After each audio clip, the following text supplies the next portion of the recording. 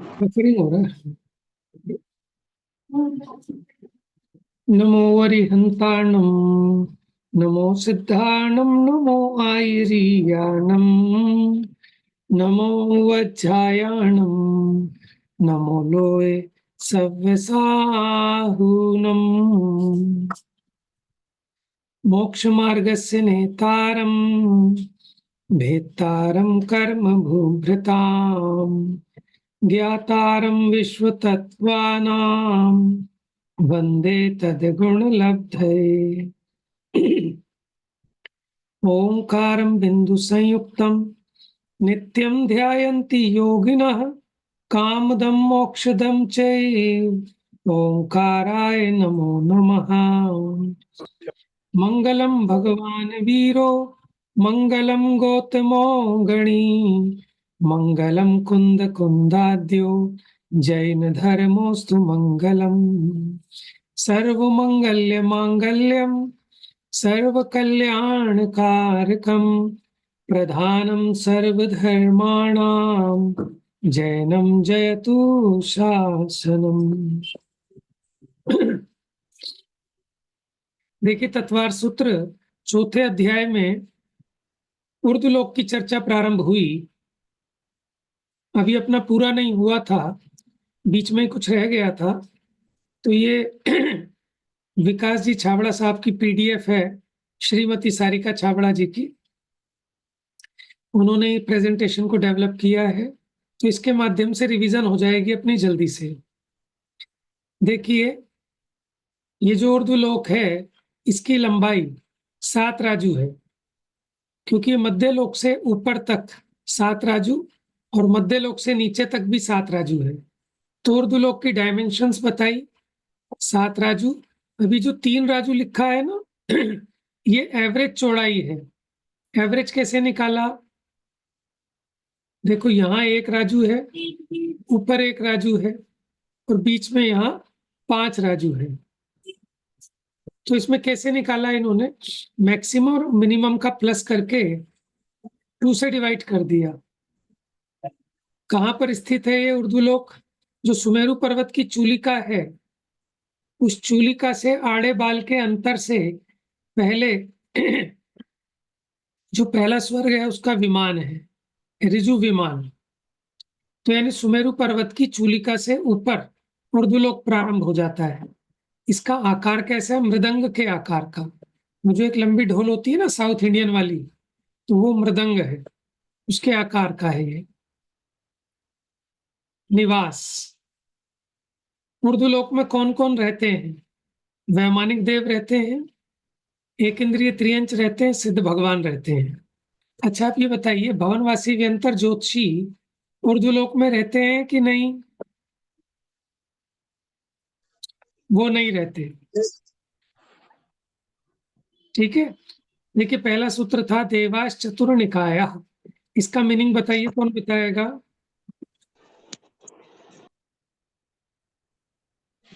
देव 4 प्रकार के होते हैं। और बताओ, कौन बताएगा? देव 4 निकाय वाले होते हैं। यस, ठीक है। अब निकाय क्या है? समूह।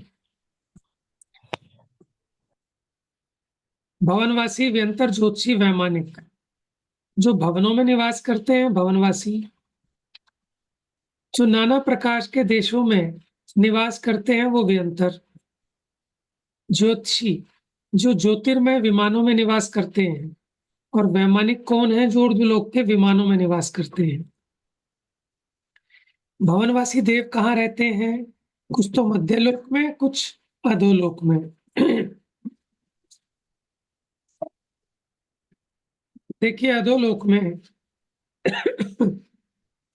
जो असुर कुमार नाम के देव हैं, जो नीचे रत्न प्रभा पृथ्वी है, उसके 3 पार्ट हैं। कौन कौन से याद है?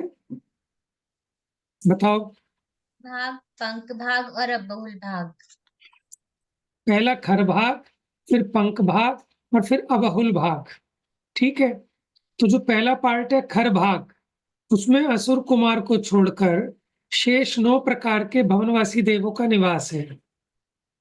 ठीक है। और उसके नीचे जो पंख भाग है, उसमें असुर कुमार नाम के भवनवासी रहते हैं। इसी प्रकार व्यंतरों का भी देखें तो व्यंतर 10 व्यंतरों के 8 प्रकार हैं। उनमें से एक राक्षस जाति वाले पंख भाग में रहते हैं और बाकी शेष 7 खर भाग में रहते हैं। मध्य लोक में असुर कुमार भवनों में रहते हैं और बाकी जो 9 प्रकार के हैं वो भवन में, भवनपुर में अथवा आवास में। अब क्या अंतर होता है इसमें भवन में, भवनपुर में और आवास में? बताए किसी को क्या डिफरेंस है भवन, भवनपुर और आवास? देखिए ये तो आपको ख्याल में होगा कि कुछ उनके रहने के स्थान नीचे होते हैं जैसे खाई में, और कुछ समतल पर और कुछ ऊंचाई पर जैसे वृक्षों पर अथवा पहाड़ों पर। ठीक है, कुछ के जिस तिर्यक जैसे हम जिस रूप में रहते हैं वहां रहते हैं और कुछ नीचे गहराइयों में रहते हैं। तो जो नीचे गहराइयों में रहने वाले हैं, मैं अगर गलत हूं तो करेक्ट करना। शिवानी है क्या? देखो भैया, भवन तो जो नीचे हो गए, आवास और भवनपुर, इसमें मैं कंफ्यूज हूं कि कौन से हैं ऊंचाई वाले जो वृक्षों पर और पहाड़ी के ऊपर होते हैं। चलो अभी चेक करके बता रहे हैं ये चीज। तो ये तीनों में डिफरेंस था, ठीक है ना, भवन, भवनपुर और आवास। एक होते हैं हाइट पर, एक समतल पर और एक नीचे। मेरे ख्याल से भवन होते हैं नीचे, समतल स्थानों में होते हैं आवास और हाइट पे होते हैं भवनपुर। बाकी अभी देख के बताते हैं।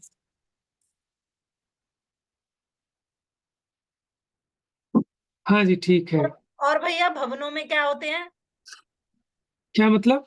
जो असुर कुमार रहते हैं वो कहाँ अलग हो गया? ये नहीं, ये तो सिर्फ भवनों में ही रहेंगे, ये भवन अच्छा वही, आवास में नहीं रहेंगे। बाकी जो ये बाकी कहाँ पे? भवन तो नीचे है ना असुर कुमार के। अच्छा, मध्यलोक में भी है, मध्यलोक में भी है। ये देखिए भवन, प्रकार के आ गए ना ये निवास जो है। रत्न प्रभा पृथ्वी में भवन है, द्वीप समुद्रों के ऊपर भवनपुर है, तालाब, पर्वत तथा वृक्ष आदि पर आवास। इसका मतलब आवास हो गए हाइट पर, ठीक है। द्वीप समुद्रों में समतल में भवनपुर हो गए और पृथ्वी के नीचे जो है वो भवन है, ठीक है। अब यहाँ जो मध्यलोक में भी कह रहे हैं, तो जो खर भाग है ना, खर भाग की भी आपको बताए होंगे कितनी चित्रा पृथ्वी 3 डायमेंशन थी, टोटल 180 लाख योजन था ना, जिसमें पहले 1,80,000 योजन, 16,000 की पहले 16,000 योजन की चित्रा पृथ्वी की 16 लेयर्स थी। फिर उसके बाद 84,000 योजन था खर भाग, और फिर कितना बचा? 80,000 योजन बचा। 80,000 योजन था आपका पंख भाग। तो जो चित्रा पृथ्वी है ना, उसमें ये खर भाग में ही है चित्रा पृथ्वी, है ना। तो चित्रा पृथ्वी मध्य लोक में भी कहलाती। देखो 10,000 योजन गहराई तक वो मध्य लोक में काउंट होगा। सुमेरु पर्वत की जो नींव है ना 10,000 योजन गहरी, तो वहां से लेकर सुमेरु पर्वत की चूलिका तक ये मध्य लोक में काउंट होता है। तो इस अपेक्षा भवन जो थोड़े से निचाई में होंगे उनको भी भवन में ले लिया और उनको मध्य लोक में काउंट कर लिया। देखिए यहाँ दिया, रत्न प्रभा पृथ्वी में भवन है, द्वीप समुद्रों के ऊपर भवनपुर है, रमणीय तालाब, पर्वत तथा वृक्ष आदि पर आवास है। यंत्र देवों का देखो, यंत्रों में भी जो राक्षस जाति के देव हैं तो पंख भाग में है, बाकी 7 रत्न खर भाग में है। मध्यलोक में इस चित्रा पृथ्वी पर द्वीप, पर्वत, समुद्र, देश आदि में ये व्यंतर सब जगह रहते हैं। नदी तालाबों के किनारे, कोई जैसे कोई पुराने वो भूत बंगले हो जाते हैं ना, उनको भूत बंगला इसीलिए कहते हैं कि जो ऐसे खाली पड़े स्थान हैं वहां पर भी वो निवास करने लगते हैं। वो तो बीच समुद्र के में गिनाए नहीं थे, वो वहां रहती है, जैसे बने नहीं होते पद्म ग्रह पे, वो वाले काउंट होते हैं, ये वाले नहीं होते खाली ग्रहों पे जो रहने लगते हैं। ज्योतिषी देवों का निवास मध्यलोक में ही है। चित्रा पृथ्वी से 790 योजन की ऊंचाई से लेकर 900 योजन के बीच में तिर्यक रूप से ऐसे घूमते हैं ना।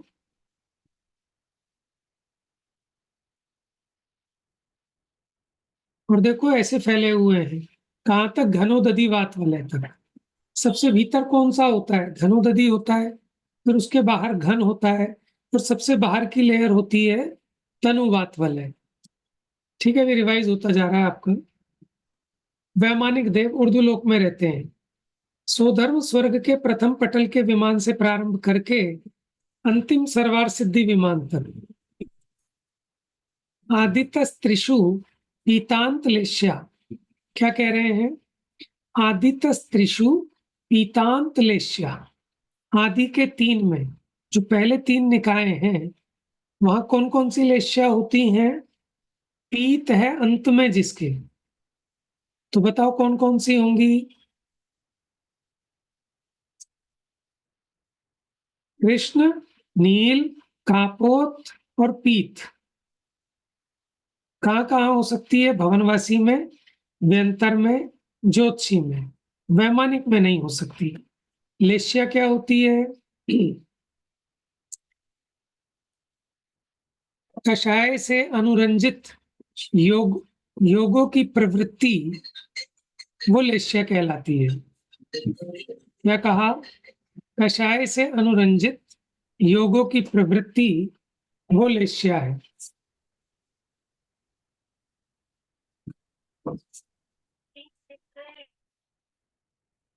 आप ये समझ लो, जो कषाय की तीव्रता और मंदता है ना, उसी को आप लेश्या समझो एक तरह से। अब देखिए कैसे बनेगी। हमने तो सुना है कि देवगति के जितने भी देव हैं उनके शुभ लेश्याएं ही होती हैं, अशुभ लेश्या तो होती नहीं। तो कृष्ण नील कापोत कैसे बनेगी? कौन बता सकता है ख्याल में किसी को? वेरी गुड, बताओ प्रीति। अपर्याप्तक की अपेक्षा। बहुत बढ़िया, अपर्याप्तक की अपेक्षा, क्योंकि भवनवासी व्यंतर ज्योतिषी में मिथ्या दृष्टि जीव ही जन्मता है ना। तो वहां मरण के समय में वो जिस लेश्या में मरण कर रहा है, अपर्याप्तक दशा में वही लेश्या पाई जाएगी। कोई कृष्ण लेश्या में मरकर भवनत्रिक में जन्म लिया, तो जब तक उसकी पर्याप्तियां पूरी नहीं हो रही, अपर्याप्तक दशा में उसके वो कृष्ण लेश्या पाई जाएगी, नील पाई जा सकती है, पीत वाला भी मरण करके आ सकता है भवनत्रिक में। लेकिन पर्याप्तक होने के उपरांत नियम से शुभ लेश्या ही होगी, पर्याप्तक होने के बाद अशुभ लेश्या नहीं हो सकती।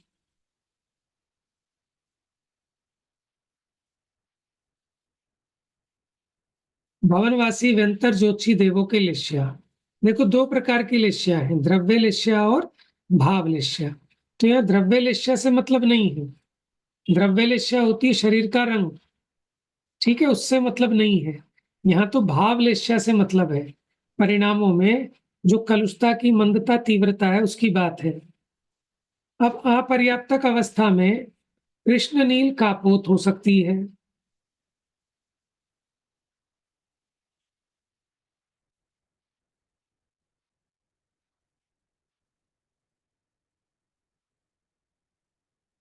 देखो चार्ट तो बना रखा है, लेकिन इस चार्ट से थोड़ा सा ये जो डंडे जुड़े हुए हैं तो ये इसके साथ जोड़ना चाहिए ना।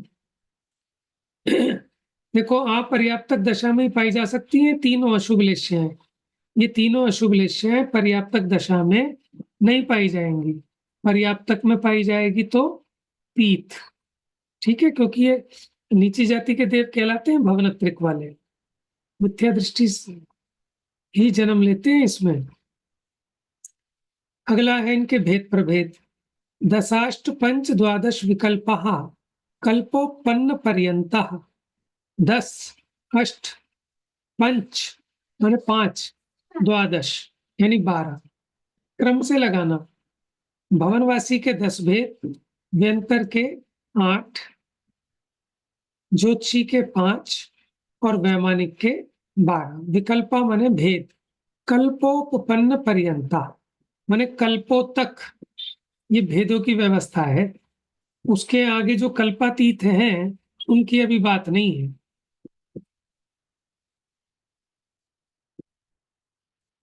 देखिए जी, भवनवासी के 10 भेद होते हैं असुर कुमार आदि करके। व्यंतर के 8 भेद होते किन्नर किम पुरुषादिक। ज्योतिषी में सूर्य चंद्र नक्षत्र आदिक। वैमानिक के 2 भेद, कल्पोपन्न और कल्पातीत। कल्पोपन्न में कौन कौन है? ये सोधर्म आदिक जो हैं ये कल्पोपन्न में है, क्योंकि इंद्रों की कल्पना जहां तक हो वो कहलाते हैं कल्पोपन्न, और जहां सब अपने अपने में अहम इंद्र हैं वो कहलाते हैं कल्पातीत। देखिए 10 है असुर कुमार, 10 इंद्र हैं इसमें, 8 तो 8 इंद्र हैं।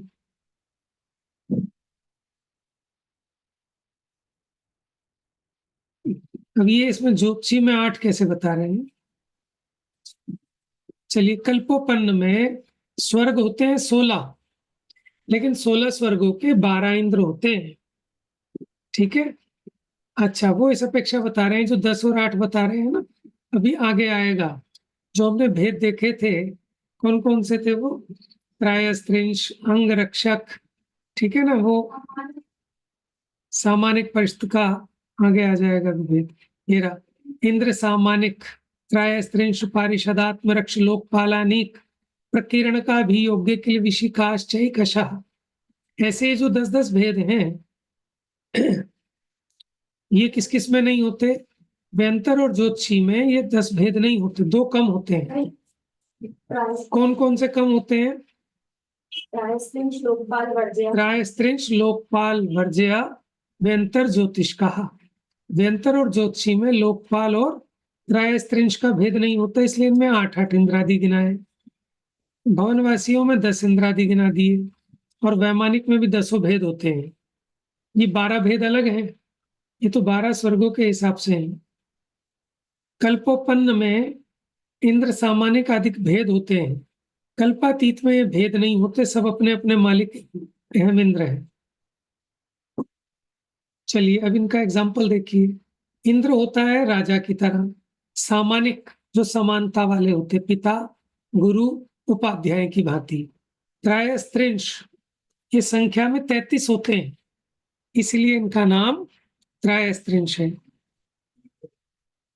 मंत्री पारिषद होते हैं सभासद, आत्मरक्ष यानी अंगरक्षक, लोकपाल जैसे अपने यहाँ पुलिस वाले होते हैं ना, इसको कोतवाल कहते हैं। अनेक होते हैं आर्मी, प्रकीर्णक प्रजाजन नगर निवासी, अभियोग्य ये वो नीची जाति के देव होते हैं जो हाथी घोड़ा वाहन आदि बनने के काम आते हैं। किलविशिक जैसे अपने यहाँ चांडाल आदि होते हैं, उनके यहाँ किलविश होते हैं सबसे छोटी जाति के देव। 7 प्रकार की सेना देखो जी, ये चित्र इन्होंने पता है कहाँ से लिया है? ये जैसे ना बहुत पुराने जो हस्तलिखित प्रतियां हैं, पद्म पुराण की अथवा पद्म पुराण की होगी शायद, तो उनमें इस तरह के चित्र भी बनाए हुए हैं आचार्यों ने पुराने ग्रंथों में। यहाँ लिखा नहीं कि कौन से ग्रंथ से लिया।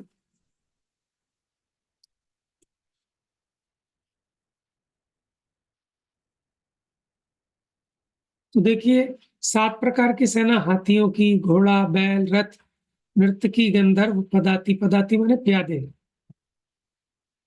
त्रयस्त्रिंश लोकपाल वर्ज्य व्यंतर ज्योतिष कहा। व्यंतर और ज्योतिषियों में ये 2 भेद नहीं होते, त्रयस्त्रिंश और लोकपाल नहीं होते, वर्ज्य माने रहित होते हैं इनसे। पूर्वयोर द्विन्द्र, प्रथम 2 निकायों में 2-2 इंद्र हैं। कौन से थे प्रथम 2? भवनवासी और व्यंतर, उनमें हर एक में 2-2 इंद्र हैं और 2-2 प्रतीन्द्र हैं।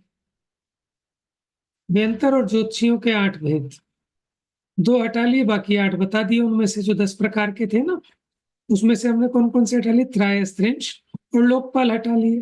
तो इंद्र, सामानिक, पारिषद, आत्मरक्ष, अनीक, प्रकीर्णक, आदि योग्य और किलविषक। अब देखो 100 इंद्रों की संख्या गिनाते हैं आपको। भगवान के समूह शरण में 100 इंद्र मौजूद होते हैं। वो 100 इंद्रों की संख्या कौन सी होती है वो समझ लो आप। भवनवासियों के कितने भेद थे बताइए जल्दी जल्दी। 10 भवनवासियों के 10 भेद थे। तो भवनवासियों में इंद्र कितने होते हैं? 20। इधर 2 पति, कहता ना पूर्वियो द्विइंद्रा, कि दो 2 इंद्र, 2 पतेंद्र। इंद्र हर एक भेद में। तो 20 हो गए इंद्र और 20 हो गए 40 हो। 20 हो गए किसके? भवनवासियों के। व्यंत्रों के 8 भेद होते हैं। 16। ये कितने हो जाएंगे? 2 इंद्र उनमें भी होते हैं, तो 2 प्रतिनिधि, 8 चौक 32। 32 40 और 32 कितने हो गए? 72। 72। अब आ जाओ। हाँ, ज्योतिषी ज्योतिषी में कितने होते हैं? एक प्रतिनिधि। 10। 5 और 7। कैसे? एक इंद्र और एक प्रतिंद्र। सूर्य प्रतिनिधि, चंद्रमा इंद्र है। समझ गए? वहां ऐसे मत करना कि 5 दूनी 10, 5 भेद हैं। तो वो 5 प्रकार के हैं। उनमें सूर्य प्रतिंद्र है और चंद्रमा इंद्र है। 2 हुए उसमें, 74 हो गए, 74। ठीक है। और जो आपके 16 स्वर्ग हैं, इनमें 12 इंद्र और 12 प्रतिंद्र। 12 पतेंद्र। 24 हो गए। कितने हो गए? 24। 24 प्लस करो 74 में 98। 98। एक चक्रवर्ती और एक शेर हो गया ना। 98। और मनुष्यों का चक्रवर्ती, ठीक है। और त्रियंचों में अष्टापद। हाँ, अब अष्टापद तो आजकल पाए नहीं जाते, तो उसी की जगह सिंह ले लेना। ठीक है ना। वो शेर जैसे कोई होते थे जिसके 8 पांव होते थे और बहुत बड़ा विशाल लंबा होता था वो। ठीक है। अब अष्टापद को सिंह का ही पर्यायवाची कहते हैं। नाहर भी होते थे, नाहर, उसको भी आजकल शेर का ही पर्यायवाची मान लेते हैं। ठीक है। और इस अष्टापद के नाम पे ही कैलाश पर्वत का नाम भी अष्टापद पड़ा होगा, क्योंकि वहां इस प्रकार के अष्टापद बहुत पाए जाते होंगे। देखिए, अब 100 इंद्रों का रिवीजन समझ लीजिए। ये चार्ट देखिए सब और अपने आप समझिए 2 मिनट में। जिसको समझ में आ जाए वो बताना, नहीं आए तो वो भी बताना।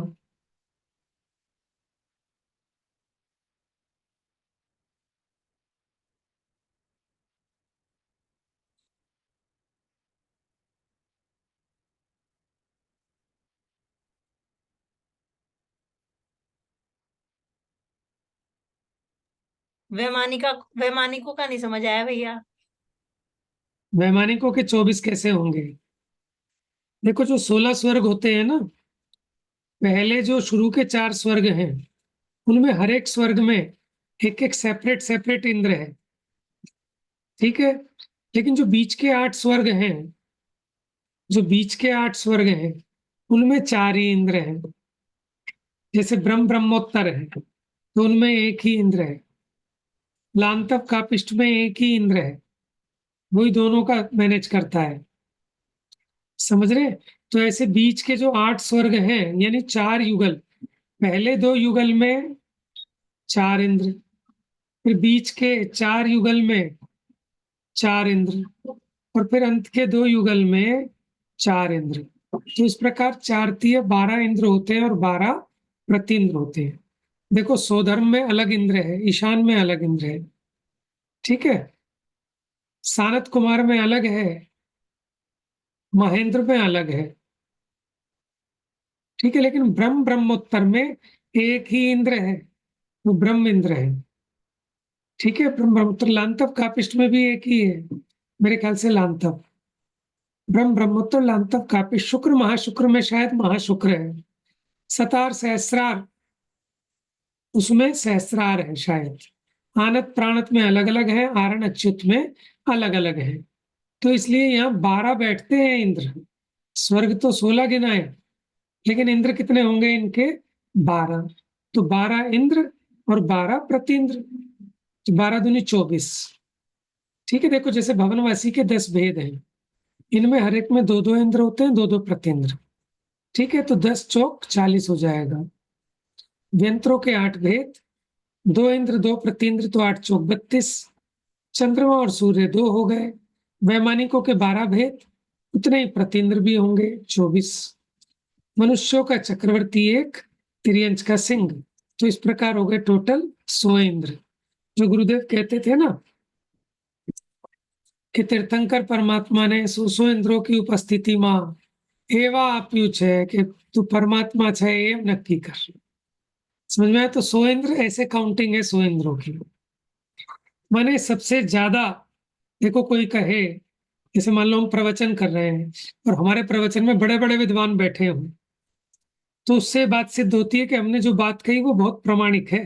अगर हम गलत कहते तो कोई भी हमारा मुंह पकड़ लेता है 1 मिनट में। तो जब 100 इंद्र मौजूद हैं, उनकी मौजूदगी में जो भगवान ने बात कही है वो 16 आने सच्ची बात है। ठीक है, इसमें कोई ऐसी शंका नहीं करना कि अगर 100 इंद्र नहीं होते क्या गलत बोल देते, कि वो तो एक उसका मैंने उसकी प्रामाणिकता हम सिद्ध कर रहे हैं कि वो 100 इंद्र भी ऐसे चूहे की तरह बैठ के सुनते हैं वहां। अच्छा, आगे प्रकरण प्रारंभ हुआ था कि देवों में प्रविचार कैसा होता है। तो सूत्र था काय प्रविचारा आ ऐशानाथ। एक काया के द्वारा जो प्रविचार होता है वो कहाँ तक होता है? ऐशान स्वर्ग तक, यानी भवनवासी, व्यंतर, ज्योतिषी। ठीक है, इनमें तो होता ही है, और सोधर्म ईशान। ठीक है, यहाँ तक कैसा होता है कि मनुष्य लोक की तरह वो शरीर के माध्यम से विषय सुख भोगने वाले होते हैं। आगे देखो, शेषः स्पर्श रूप शब्द मनः प्रविचारा। अब उसके आगे जो हैं, अब उनमें कैसे कि कहाँ तक सिर्फ स्पर्श से, माने छूने मात्र से उनको संतुष्टि हो जाती है। कुछ को देवी का रूप देखने मात्र से संतुष्टि हो जाती है, कुछ को सिर्फ शब्द सुनने मात्र से संतुष्टि हो जाती है, और कुछ को मन में विकल्प आया और संतुष्टि हो गई ऊपर ऊपर के। अब इसका कैसा प्रमाण था वो एग्जैक्ट तो मैं देख के बताऊंगा, अगर इसमें आगे आता है तो, कि कैसे 2-2 के फिर 4-4 के। आगे आ जाएगा। चलिए, तो शेषः स्पर्श रूप शब्द मनः प्रविचारा, परे प्रविचारा। परे प्रविचारा, उसके आगे प्रविचार से रहित है, क्योंकि वो अहम इंद्र हैं, उनके देवियां नहीं होती। तो वो कह रहे हैं बाकी सब देव विषय सुख से रहित होते हैं। तो देखो, सुख से रहित तो नहीं होते, लेकिन उन विषय, उस संबंधी विषय से रहित होते हैं, क्योंकि जिसको उस प्रकार की परेशानी नहीं है तो वो तो सुखी है। तो उनके प्रविचार नहीं होता, अहम इंद्रों के 16 स्वर्ग से ऊपर प्रविचार नहीं होता। काय प्रविचार, तो मैथुन सेवन को प्रविचार कहते हैं। मनुष्य के समान संक्लेश पूर्वक शरीर के द्वारा किन किन को होता है प्रविचार? भवनवासी, व्यंतर, ज्योतिषी और सोधर्म ऐशान, तो यानी दूसरे स्वर्ग तक। अब स्पर्श वाला पहले, उसके बाद के 2 स्वर्गों में, कि शरीर के स्पर्श करने मात्र से उनको संतुष्टि हो जाती है। तो यानी पहला दूसरा तो हो चुका पहले इस काय प्रविचार में, तो उसके आगे के 2 यानी तीसरे चौथे स्वर्ग में। तो देवी का सुंदर श्रृंगार, आकार, विलास, चतुर मनोज्ञ वेश रूप लावण्य के देखने मात्र से, अच्छा ये तो स्पर्श से था तीसरे चौथे में, अब ये देखने से, इतना ना शेषा स्पर्श रूप, मैंने देवी का रूप देखने से, कौन से में? अब 4 स्वर्गों में हो गए, 5, 6, 7, 8। ठीक है, वहां पर रूप के देखने से।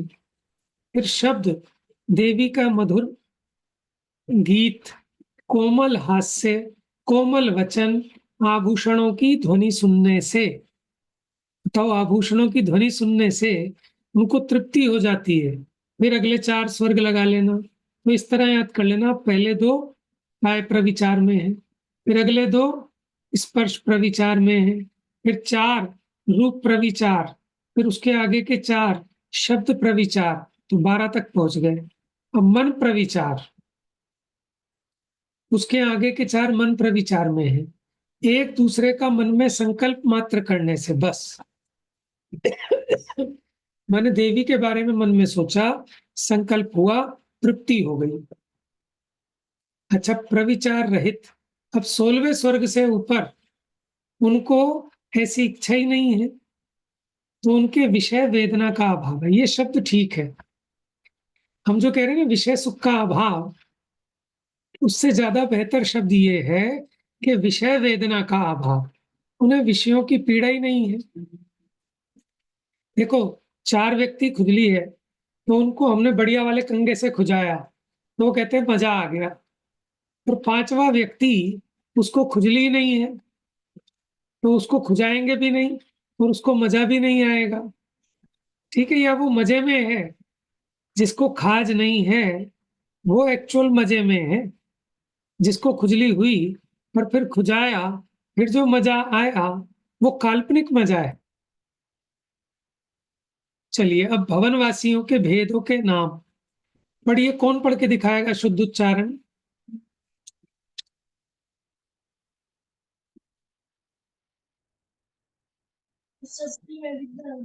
भवनवासिनो सुरनाग विद्युत सुपर्णाग्नि वातस्तनितोदधि द्वीप दिक्कुमारा। बहुत बढ़िया। भवनवासिनो सुरनाग विद्युत सुपर्णाग्नि वातस्त नितोदधि द्वीप दिक्कुमारः। अब इसके अर्थ देखो। भवनवासियों में ये जो अवग्रह का निशान है, ये जो आपको लग रहा है ना एस, इसका अलग से उच्चारण नहीं होता। तो ये हो गया असुर। असुर कुमार, कुमार कुमार सब में लगेंगे। नाग कुमार, विद्युत कुमार, सुपर्ण कुमार, अग्नि कुमार, वात कुमार, और ये स्तनित कुमार है। फिर उदधि कुमार, फिर द्वीप कुमार, फिर दिक् कुमार। ये भवनवासियों के 10 भेद हो गए।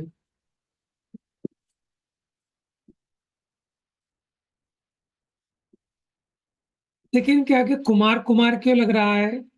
क्योंकि बालकों जैसी वेशभूषा, क्रीड़ा रूप व्यवहार आदि के कारण ये कुमार कहे जाते हैं। वैसे तो सभी देव कुमार होते हैं। कुमार मतलब जैसे 16-17 साल का जवान बालक होता है ना, उसकी तरह रहता है इनका रूप, बिल्कुल एकदम जवान।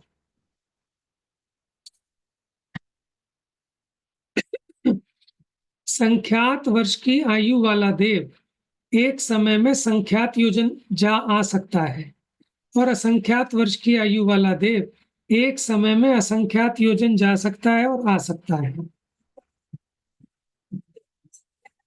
10,000 वर्ष की आयु वाला देव अपनी शक्ति से 100 मनुष्यों को मारने अथवा पोसने में समर्थ होता है। तो 10,000 वर्ष की आयु किसमें पाई जाएगी? भवनत्रिक में ही भवनवासी में ही पाई जा सकती है। और 150 योजन प्रमाण लंबे चौड़े क्षेत्र को अपनी बाहुओं से उखाड़ने में समर्थ होता है।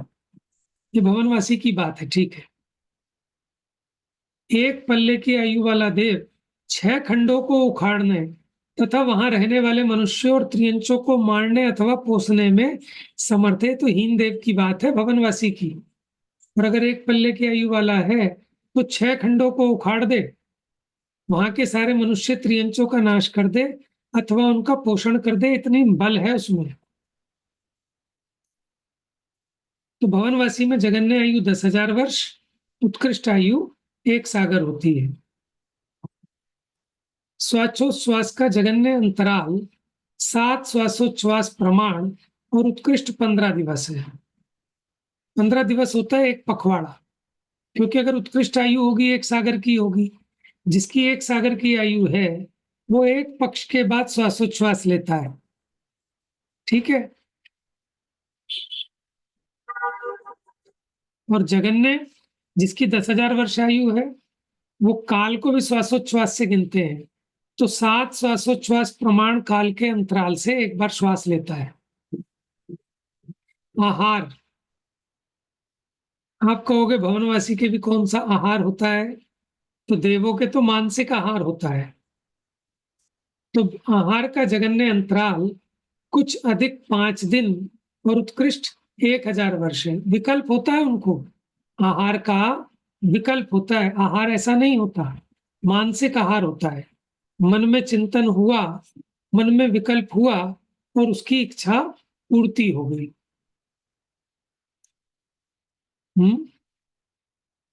जगन्य अंतराल कुछ अधिक 5 दिन और उत्कृष्ट जिसकी माने 1 सागर की आयु होगी, तो 1000 वर्ष के अंतराल से उसको माने भूख का विकल्प होगा।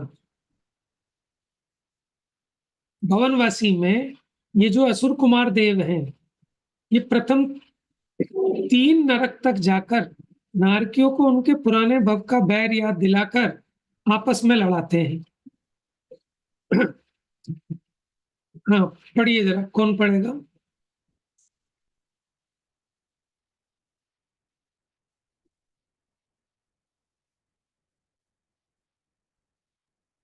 भैया मैं पढ़ूं? पढ़िए, यहाँ से पढ़िए। नाग कुमार। नाग कुमार पर्वत और चंदन आदि वृक्षों पर और पाताल लोक में रहते हैं। असुर कुमार देवों से इनकी मत्सरता रहती है। मत्सरता माने अग्नि क्या? पढ़िए। अग्नि कुमार ये सदैव जाज्वल्यमान होकर पाताल लोक में रहते हैं। वात कुमार वायु कुमार जाति के देव हैं, जो तीर्थंकरों के दीक्षा कल्याणक में शीतल वायु प्रसार करते हैं। स्तनित कुमार तीर्थंकरों के समव शरण में गंधोदक की वर्षा करते हैं। देखिए, इनकी व्यं- कुछ जो इम्पोर्टेंट फेमस बातें थी वो बताई हैं। स्तनित कुमार क्या करते हैं? तीर्थंकर के समोशरण में गंधोदक की वर्षा करते हैं। अग्नि कुमार जाज्वल्यमान होकर पाताल लोक में रहते हैं। और आपने ये भी सुना होगा, प्राण कल्याणक होता है ना, तो उनके जो मुख नख और केश रह जाते हैं, उनको यही अग्नि कुमार देव आकर भस्म करते हैं।